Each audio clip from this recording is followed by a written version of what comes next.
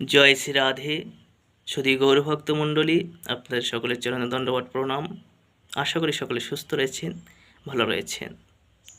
তো আজ আমরা আস্বাদন করব একটি ভক্তিমূলক প্রেম বার্তা কাহিনী, যেখানে ভগবান শ্রীকৃষ্ণ বৃন্দাবন ধাম ত্যাগ করে মথুরায় চলে এসেছিলেন।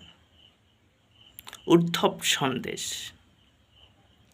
ভগবান শ্রীকৃষ্ণ যে মথুরায় চলে এসেছেন, তার জন্য শ্রীধাম বৃন্দাবনের সকল গোপীগণ, বিশেষ করে তার পিতামাতা, অত্যন্ত সন্তাপ এবং বিমোহিত হয়ে রয়েছেন। তাই তিনি এক প্রেমময়ী বার্তা প্রেরণ করবেন যে তিনি কুশলে রয়েছেন। তাই তিনি শ্রীমান উদ্ধবকে নির্বাচন করে উদ্ধবকে বলছেন যে, হে প্রিয় উদ্ধব, ব্রহ্ম শিব আদি দেবগণ যতটা প্রিয়, আমিও আমার কাছে অতটা প্রিয় নই যতটা তুমি আমার কাছে প্রিয়। তুমি শ্রীধাম বৃন্দাবনে যে আমার বার্তা পৌঁছে দাও যে আমি মথুরায় কুশলে রয়েছি। তাই তার হাত দুটি ধরে উদ্ধবকে বলছেন, গচ্ছদ্ধ ব্রজম সম্য পিতৃণৌ প্রীতিমাবাহ গোপীনাম মদীয়গাধিম মৎসন্দেশ্বরী মোচায়। হে ব্রজ সৌম্য উদ্ধব, তুমি আমার পিতামাতাকে সন্তাপ দূরীভূত করো। পিতৃণৌ প্রীতিমা বহ, তারা আমার বিরহে কাতর হয়ে রয়েছে, তারা দুঃখে নিমজ্জিত হয়ে রয়েছে। তাই তাদের সন্তাপ দূরীভূত করো। গোপীনাম মদি ও গাধিম মৎসন্দেশ্বরী মোচায়।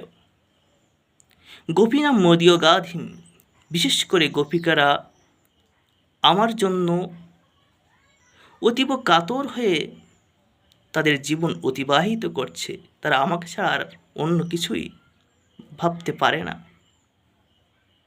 তাদের সমস্ত জীবনে ইহলোকে পরলোকে, এমনকি বেদের মর্যাদা লঙ্ঘন করেও তারা আমাকে নির্বাচন করে নিয়েছে। তাই সর্বতভাবে আমি তাদের চিন্তা করি। ভগবানকে যারা সর্বক্ষণ দিবানিশি 24 ঘন্টা চিন্তা করেন, ভগবান তাদের চিন্তা করেন। শাস্ত্রে বলছে, অর্থাৎ অর্জুনকে বলেছিলেন, অর্জুন মন্মানা ভব মদ্ভক্ত মদয়াসী মাম নমস্কুরু মা বেবস্যসি সত্যম তে প্রতিজানি প্রিয়সীমি। অর্জুন, তুমি তোমার মনকে আমার ভাবনায় নিযুক্ত করো, আমার চিন্তা করো, আমাকে পূজা করো, তাহলে তুমি আমাকেই পাবে সর্বতোভাবে। কিন্তু অর্জুন, তুমি তোমার মনকে আমার ভাবনায় নিযুক্ত করনি। তুমি মায়ের দ্বারা আসক্ত হয়ে ওই সুতুমিত বাহ্যিক জগতের, অর্থাৎ ওই স্ত্রী, পুত্র, কন্যা, ওই মায়ের দ্বারা আসক্ত হয়ে তুমি আমাকে ভুলে গিয়েছ। তাই পরিণামে তুমি দুঃখই পাচ্ছ। বিস্মৃতি দুঃখ, বিস্মৃতি দুঃখ, স্মরণই সুখ। তুমি যদি ভগবানকে স্মরণে রাখো, তাহলে পরম আনন্দ লাভ করতে পারবে। তা বলছেন, গোপীনাম মদীয় গাধিম মৎসন্দেশ্বরী মোচায়। ব্রজধাম বৃন্দাবনের গোপীগণ সর্বতভাবে দিবানিশি 24 ঘন্টা ভগবানের স্মরণ করতেন। তারা কৃষ্ণকে ছাড়া আর অন্য কিছুই জানতেন না। তাই ভগবান তাদের চিন্তা করেন যারা ভগবানের চিন্তা করে, যারা শতভাগ সর্বধর্মান ও পরিত্যাজ্য মামেকাং শরণাম ব্রজ, সমস্ত কিছুকে পরিত্যাগ করে শুধুমাত্র ভগবানকে বেছে নিয়েছেন। ভগবান তার হয়ে যান। তাই উদ্ধব, তুমি আমার বিশেষ করে গোপিকাদের বিরহ ও সন্তাপ দূরীভূত করো। তারা বেদের মর্যাদা, এমনকি তাদের পতিকেও বর্জন করে, পরিত্যাগ করে তারা আমাকেই বেছে নিয়েছেন। আমাকে ছাড়া তারা কিছুই জানে না।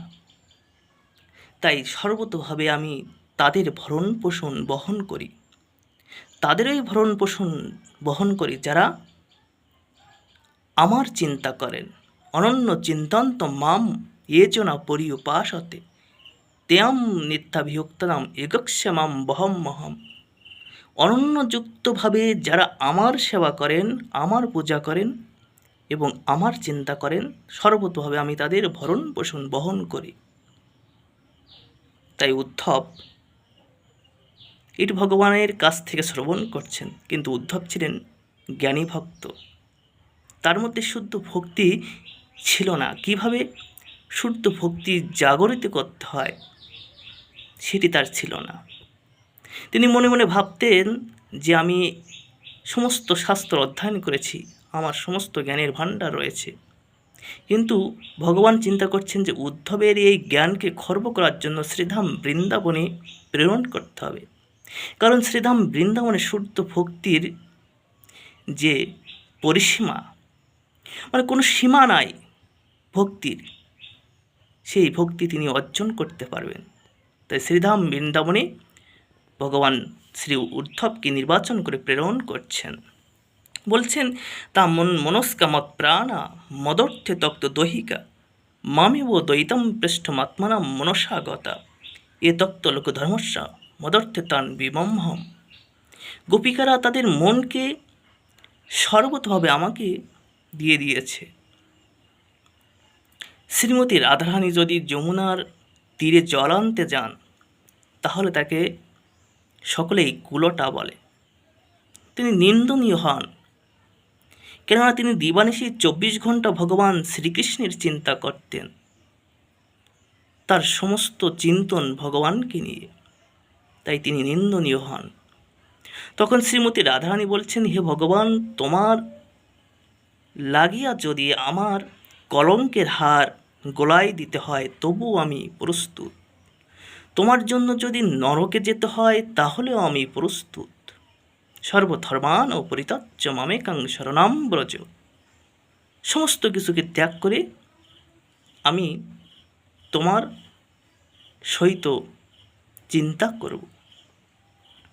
শ্রীধাম উদ্ধব তখন বরধাম বৃন্দাবনে গিয়েছেন। তিনি তো জ্ঞানী ভক্ত, শুদ্ধ ভক্তি তার মধ্যে ছিল না। কিভাবে শুদ্ধ ভক্তি অর্জন করতে হয়? তবুও বৃন্দাবন ধাম শ্রীকৃষ্ণ বিরহে এতটাই সন্তাপ ছিল যে কল্পনার অতীত। গ্রীষ্মকালে যেমন চতুর্দিকে জলশূন্যতায় খাল বিল জলাশয় শুকায় যায়, ঠিক বৃন্দাবন ধাম শ্রীকৃষ্ণের বিরহে, শ্রীকৃষ্ণের অবর্তমানে সব কিছুই যেন নিঃশ্বাস বন্ধ হয়ে গিয়েছে সমস্ত প্রাণীগণের, বিশেষ করে শ্রীমতী রাধারানী এবং গোপীগণের এবং মাতা পিতা আদি সকলেই যেন খাওয়া দাওয়া কিছুই করছে না, সবই ছেড়ে দিয়েছে। কৃষ্ণ ছাড়া তারা কিছুই জানে না। কিন্তু ভগবান শ্রীকৃষ্ণ বৃন্দাবন থেকে ত্যাগ করার পূর্বেই তিনি বলেছিলেন যে আমি সামান্য কিছু কাজের জন্য মথুরায় যাচ্ছি, কিন্তু আমি পুনরায় আবার আসব। তাই তারা কোনো মতে বেঁচেছিলেন যে ওই কৃষ্ণ বলেছিলেন আবার আসবে। যেমন জলাশয় শুকিয়ে যায়, তাদের মধ্যে যেন সব কিছুই হারিয়ে গিয়েছে, কৃষ্ণ ছাড়া তারা তাদের জীবন ধারণ করতে পারবে না। কৃষ্ণ ছাড়া এক মুহূর্ত তারা জীবিত থাকতে অক্ষম। যেমন জল ছাড়া একটি কুমির বেঁচে থাকে, জলাশয়ে কোনো জল নেই, কুমির পাকের মধ্যে কোনো রকমে তার জীবনকে বাঁচিয়ে রাখে। ঠিক সেইরূপ শ্রীধাম বৃন্দাবনের গোপীগণ, আদি গোপীগণ, তার মাতা পিতা এমনইভাবে জীবনযাপন করছেন। তাদের দেখে শ্রীমান উদ্ধব বিমোহিত হয়ে গিয়েছেন যে কৃষ্ণের জন্য এদের এত প্রেম। আমি জানতাম যে কৃষ্ণের অতি প্রিয় বন্ধু আমি, কিন্তু না, আমি এটি ভুল ভেবেছি।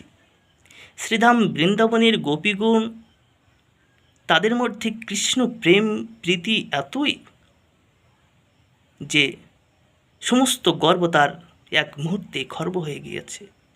বলছে, যে জ্ঞান আমি অর্জন করেছি তার কোনো মূল্য নাই, যে আমি সেই জ্ঞানের মাধ্যমে ভগবান কৃষ্ণকে আমি ভালোবাসতে পারিনি, আত্মসমর্পণ করতে পারিনি কৃষ্ণের শ্রীচরণে।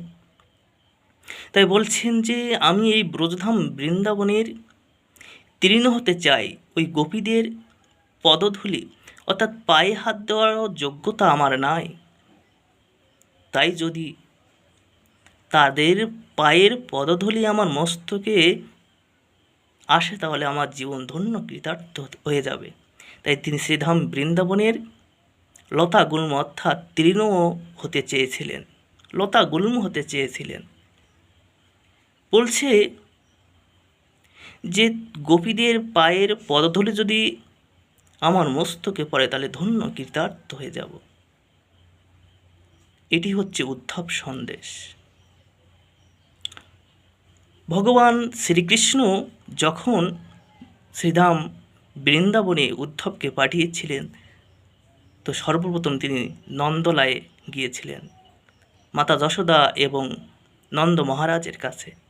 তারপরে শ্রীধাম বৃন্দাবনে গোপীদের কাছে, শ্রীমতী রাধারানীর কাছে সর্বশেষ গিয়েছিলেন, যে তিনি আত্মহারা হয়ে গিয়েছিলেন যে ভগবান শ্রীকৃষ্ণের জন্য তাদের এতই প্রেম, সেটি কল্পনা করা যায় না। তাই শ্রীধাম বৃন্দাবনে লতা গুল্ম হতে চেয়েছিলেন উদ্ধবজি। যদি আমি লতা গুল্ম হয়েও জন্মগ্রহণ করি তাহলে আমার সমস্ত জীবন ধন্য কৃতার্থ হয়ে যাবে। কতটা না শুদ্ধ ভক্তি! এটি হচ্ছে প্রেম। তো আজকে এই পর্যন্তই। আবার শ্রীধাম বৃন্দাবনের উদ্ধব সন্দেশ দ্বিতীয় পর্বে নিয়ে আসব। ভালো লাগলে অবশ্যই লাইক করবেন, কমেন্ট করবেন। জয় শ্রী রাধে। সকলের চরণে দণ্ডবত প্রণাম জানিয়ে এখানে শেষ করছি।